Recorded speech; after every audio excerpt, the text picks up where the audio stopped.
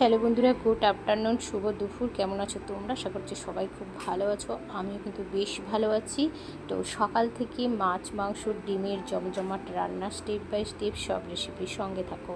তো দেখো, এখানে দেখতেই পাচ্ছ সকালবেলা ডিমের ট্রে এসে গেছে, যেগুলো দাদাভাই গোছালো। আর এখানে দেখো মাছ, মাংস সবটাই কিন্তু এসে গেছে। পরিষ্কার করে ধুয়ে বেছে নিয়েছি। তবে কি রান্না করব কোনো রকম মাথায় আসছে না। তো যাই হোক, চিকেন তো অবশ্যই করব। পরিমাণ মতো পেঁয়াজ আর টমেটো দিয়ে একটু শ্যালো ফ্রাই করে নেব। এখানে চিকেনের জন্য বানাচ্ছি দেখো আলু ভাজা।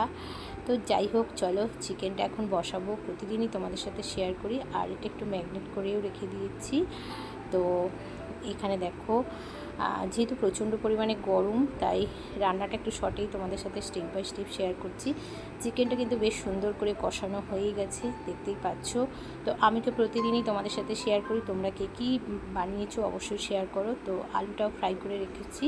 তো চলো চিকেনের ফাইনাল লুকটা দেখিয়ে দিলাম। প্রচণ্ড পরিমাণে গরম পড়েছে, বুঝতেই পারছো। তো হালকা পাতলা চিকেনের একটা ঝোল বানিয়েছি। আর এখানে দেখো আমের চাটনি বসিয়ে দিয়েছি। তো আজকে চাটনিটা বানাবো একটু অন্যরকমভাবে। তো দেখতেই পাচ্ছ এখানে ফ্যাসা মাছ, এটা কিন্তু চাটনি খেতে ভীষণ ভালো লাগে। তো আজকে আমি আম দিয়েই বানাচ্ছি, যদিও এটা তেঁতুল দিয়ে বানালে ভীষণ ভালো হয়। তো বেশ চলছে আমার রান্না বান্না। প্রচণ্ড পরিমাণে গরম, আর কি বলবো, গরমে কোনো কিছুই ভালো লাগছে না। এখানে এসে গেছে দেখো একটা পার্সেল, যেটা হচ্ছে হেডফোন।